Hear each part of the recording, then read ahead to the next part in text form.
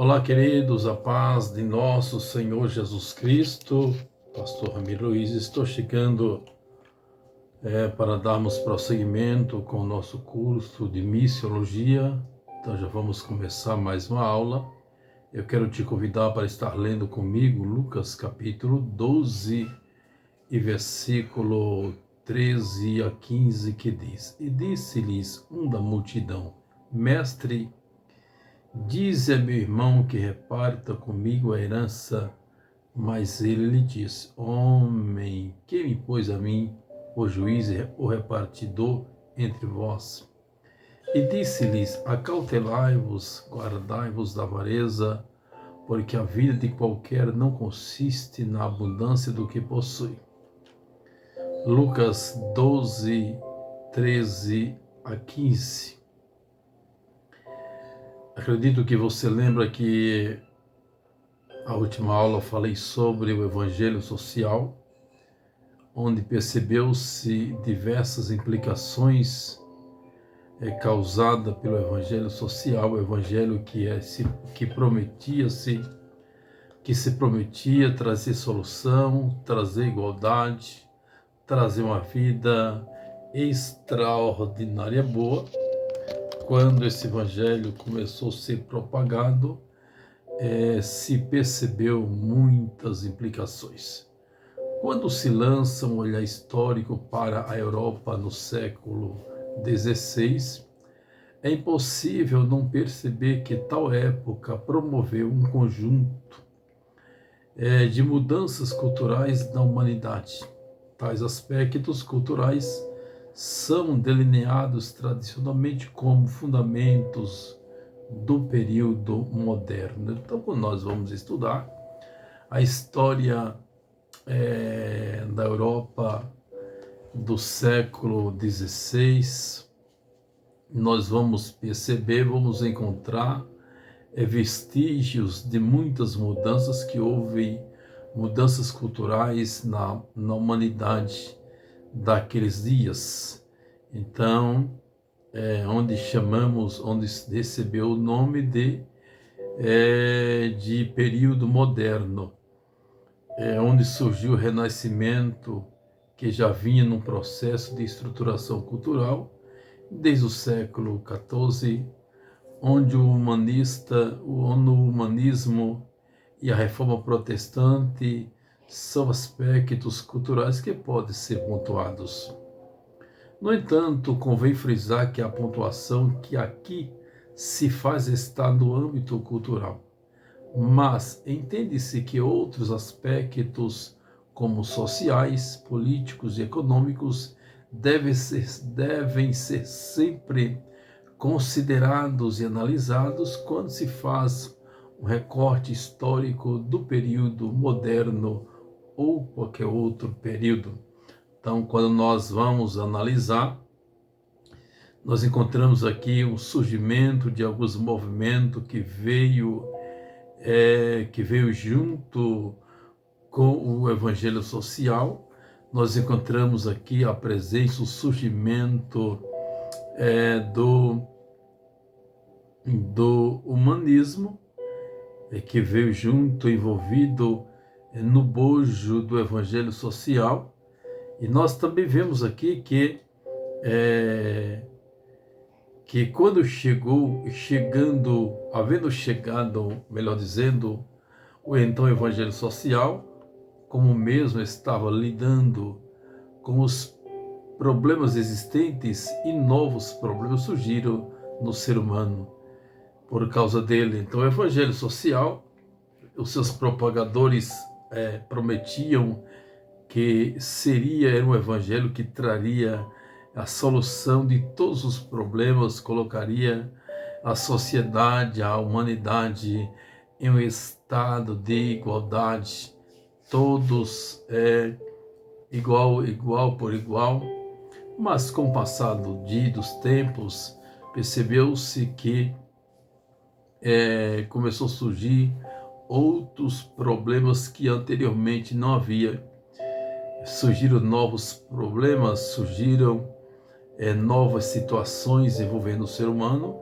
Isso tudo por causa do do evangelho social, onde foram requeridas novas e imaginativas soluções para tentar resolver as situações difíceis, porque o movimento do evangelho social prometia aquilo que não havia condição. Todavia que o homem se levanta para querer prometer as coisas que Deus não prometeu, nunca vai funcionar.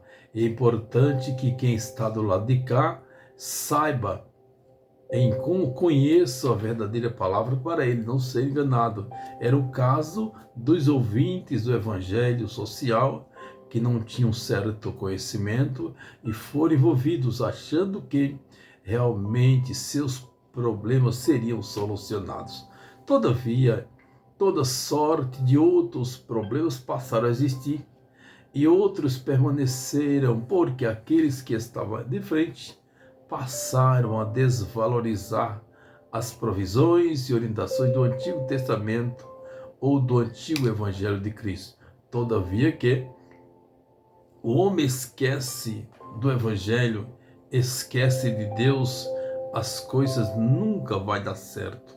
Então, já havia muitos problemas e agora surgiu outros existentes por conta do evangelho social.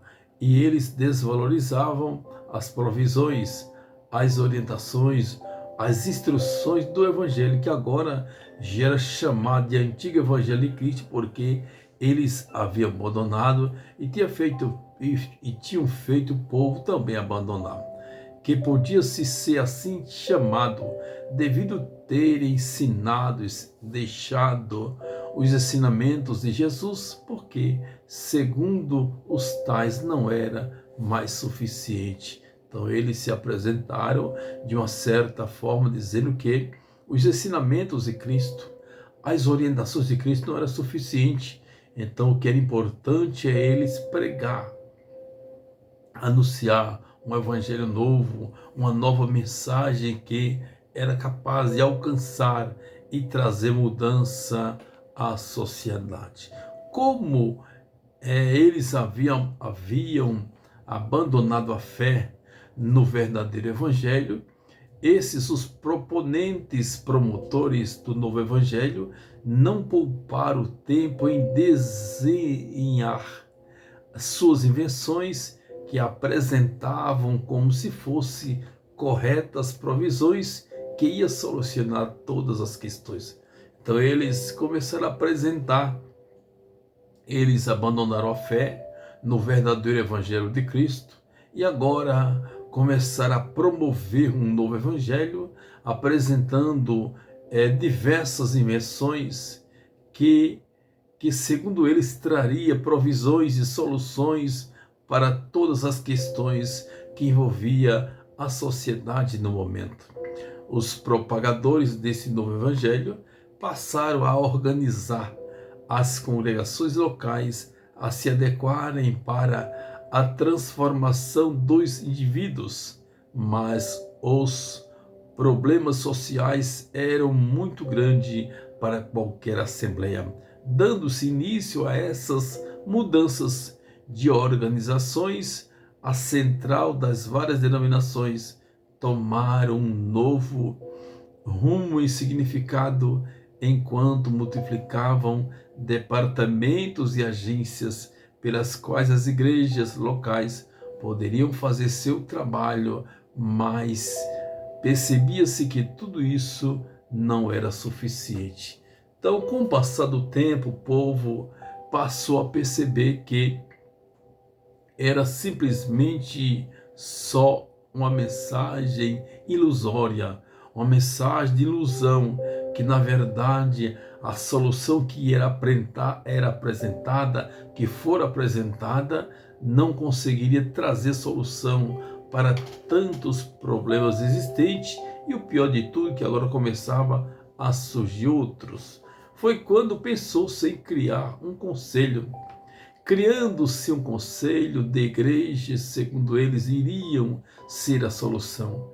Era formado para unir os esforços das denominações para um impacto mais efetivo, segundo eles. Então eles procuraram todos os meios que achavam eles necessário, que poderia se solucionar as questões existentes. Agora eles criam um conselho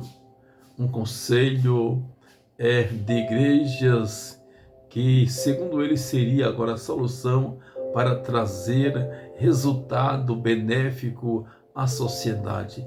E formando esse conselho para unir os esforços das congregações para gerar um impacto efetivo, segundo eles.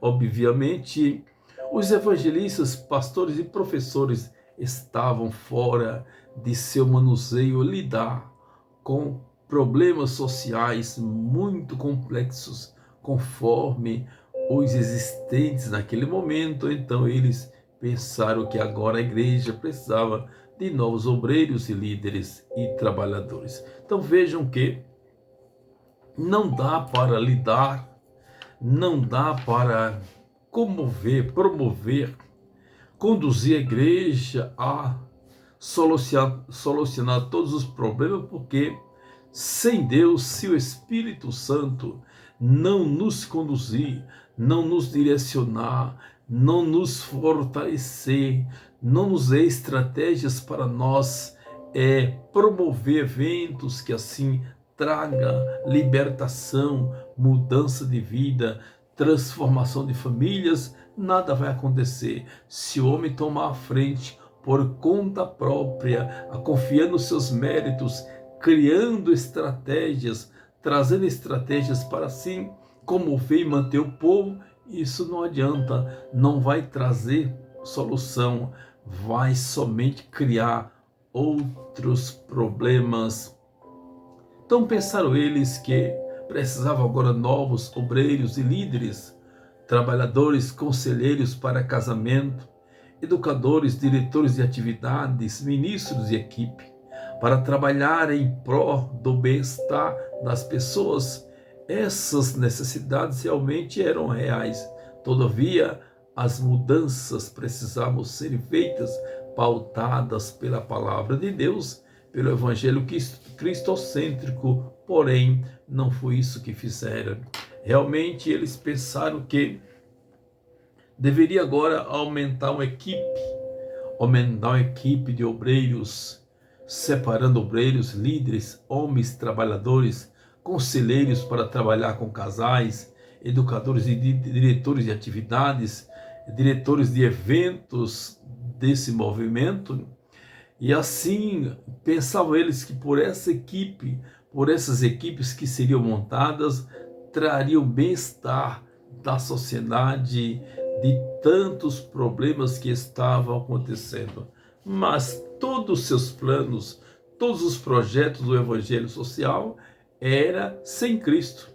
Eles tiraram Cristo do centro, deixaram de anunciar o evangelho cristocêntrico para apresentar o evangelho social. O evangelho social, ele não promete libertação.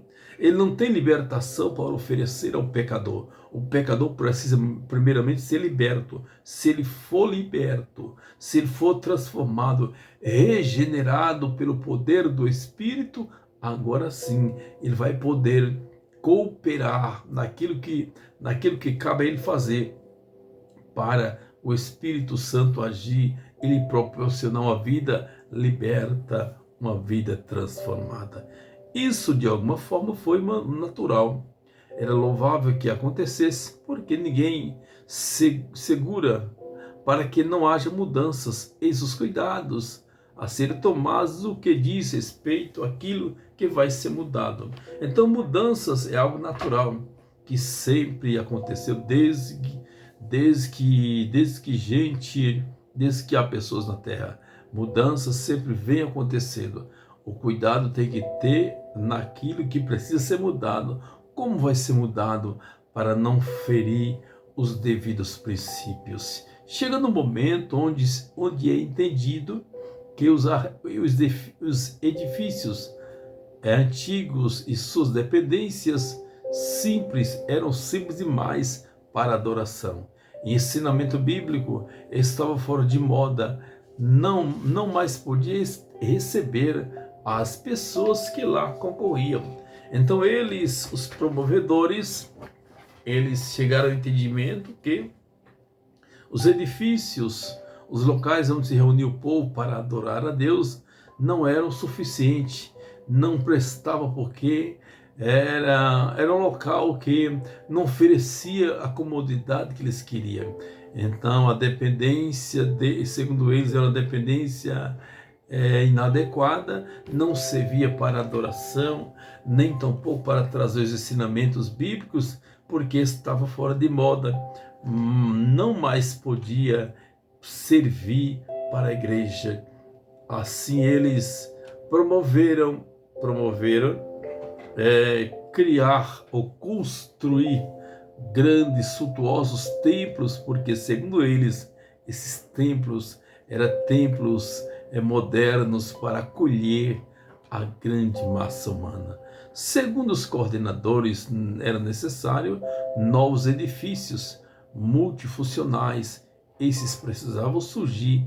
Isso era necessário com muita urgência, uma vez que a igreja recebera de Jesus uma missão tríplice no aspecto de ministrar as coisas de Deus ao ser humano por inteiro, digno corpo, alma e espírito. A igreja já estava atendendo à completude de sua missão, que não era apenas pregar, ensinar, mas viver aquilo que ensinava.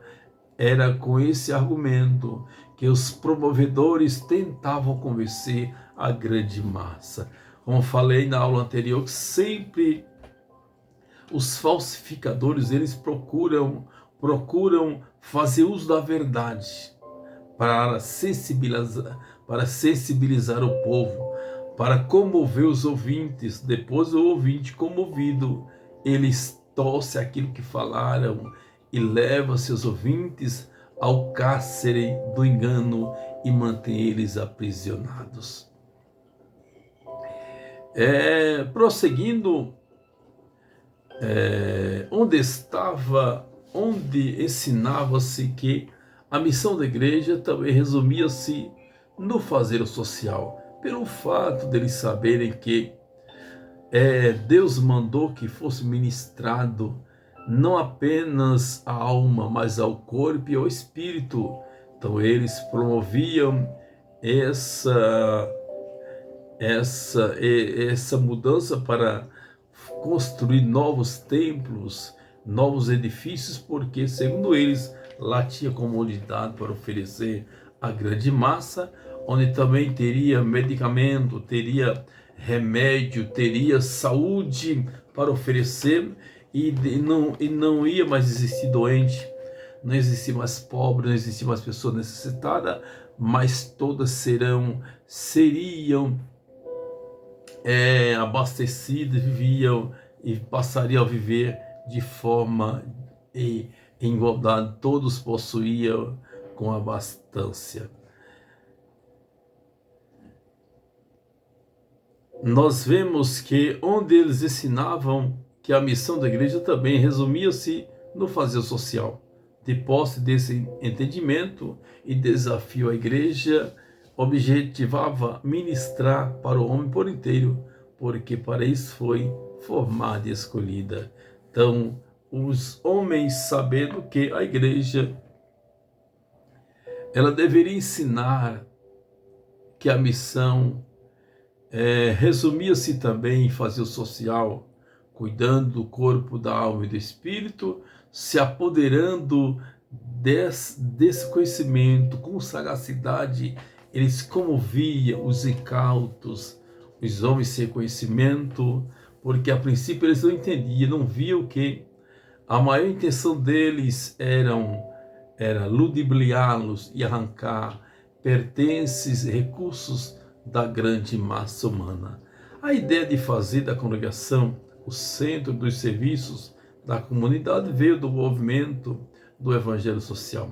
Dentre as características enfatizadas por uma igreja institucional, a igreja é a instituição com a qual a maioria da população tem contato, porque as pessoas sentem a necessidade de serem escolhidas. A grande massa humana entende que a religião apontam as as normas sociais e morais que devem ser seguidas de uma determinada cultura, tornando-se assim muito importante devido a ver o ser humano as necessidades religiosas. Então, pelo fato deles saberem que a população, a sociedade, eles sentem desejo, vontade de ser um praticante da religião. Por esse fato que o ser humano deseja se aproximar de Deus, está próximo de Deus, eles se apoderavam desse saber para trazê-los para si e pôr sobre eles as suas cargas, as suas heresias, os seus ensinamentos corruptos e corruptores. As mudanças ia evoluindo quando os promovedores diziam já era o momento possível de enxergar a necessidade de inserir livrarias, distribuições de refeições, distribuições de roupa, de calçado e outros tipos de assistências, inclusive escolas e outras suplências na dependência para a recreação dos jovens. Então vejam que, olhando-se assim por cima, olhando-se sem fazer nenhuma examinação, se acha que esse projeto era um projeto verdadeiro. Realmente eles estavam trabalhando certo, porém, só quem consegue distinguir é quem conhece o Evangelho. Quem conhece vai entender que eles adulteraram o Evangelho de Cristo e vestiram ele com uma roupagem social, material, e só ficava nisso, porque eles só ofereciam bonanças aqui, porém não falavam no céu, porque neles propriamente acreditava na existência do céu. Assim eles diziam que era preciso se fazer a distribuição de alimentos, de refeições, de roupa, de calçado.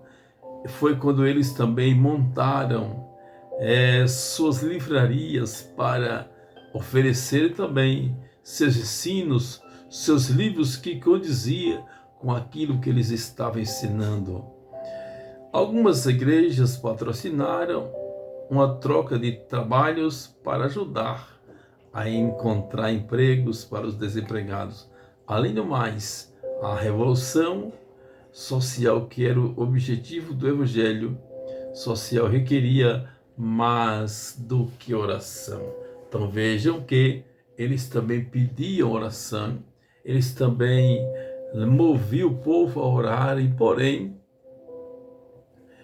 porém eles ludibriavam tentando que igrejas patrocinassem, contribuíssem, cooperassem financeiramente para se manter, se crescer este movimento chamado de Evangelho Social.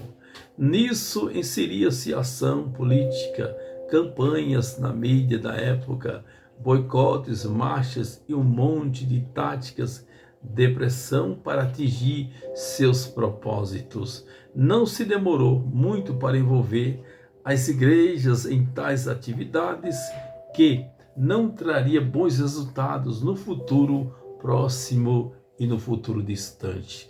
Então eles envolveram a igreja com toda sorte de posicionamento do mundo, de atitudes do mundo. Eles inseriram a política na igreja, inseriram campanhas de boicotes, inseriram marchas táticas de todas as naturezas para poder envolver o povo. e o povo, envolvidos com toda aquela movimentação, achava que iriam conseguir aquilo que lhe foi prometido. Só que o tempo passava, os meses passavam, os anos se passavam e nada mudava, nada acontecia conforme eles haviam prometido. A Igreja de Cristo, por meio das denominações existentes, foi sendo influenciada pelo movimento do evangelho social. Quem poderia negar isso? Isso era identificado que as primeiras instituições para realizar serviços sociais foram sendo construídas e anexadas, o número agora se multiplicava, onde já encontrava-se um registro de igrejas e denominações que apreciavam envolvida nessa nova modalidade. Então vemos que eles começaram avançando o campo, conseguindo convencer denominações, influenciando pessoas, denominações, igrejas, influenciando-as com esse evangelho chamado de evangelho social, que ninguém poderia negar isso, porque estava fermentado em todas as partes o anúncio desse evangelho, onde era identificado que as primeiras instituições para realizar serviços sociais foram sendo construídas e anexadas. Eles conseguiram construir grandes igrejas, grandes galpões para ali prestar um trabalho social às pessoas, e o número agora se multiplicava a cada dia, onde já se encontrava um registro de igrejas e denominações que apreciam envolvidamente nessa nova modalidade. É lamentável que muitos são levados porque não têm nenhum conhecimento, não sabe distinguir o evangelho de Jesus do evangelho dos homens, o evangelho dos mentirosos, o evangelho dos corruptos. Então, se a pessoa não conhece, ele vai ser ludibriado, porque eles falam de uma revolução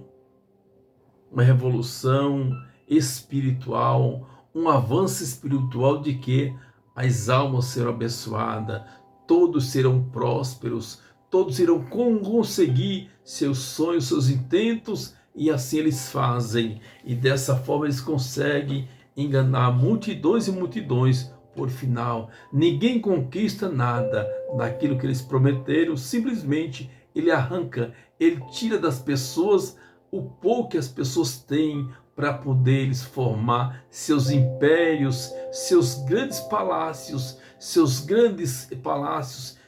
carros importados. Assim aconteceu com o evangelho social, assim acontece também na atualidade. Se você não conhecer, se você não se der por apercebido de conhecer o verdadeiro evangelho, o que é verdadeiramente a palavra de Deus, você tem muita tendência, você está sujeito a ser enganado, sendo ludibriado, e você entregar tudo que tem e nem sequer você poder ter direito à vida eterna, porque você não aprendeu o evangelho, aprendeu um outro evangelho que não fala de céu, que não fala de salvação, que não fala de uma vida para com Deus. Queridos e queridas, chegamos ao término de mais uma aula do nosso curso de missiologia.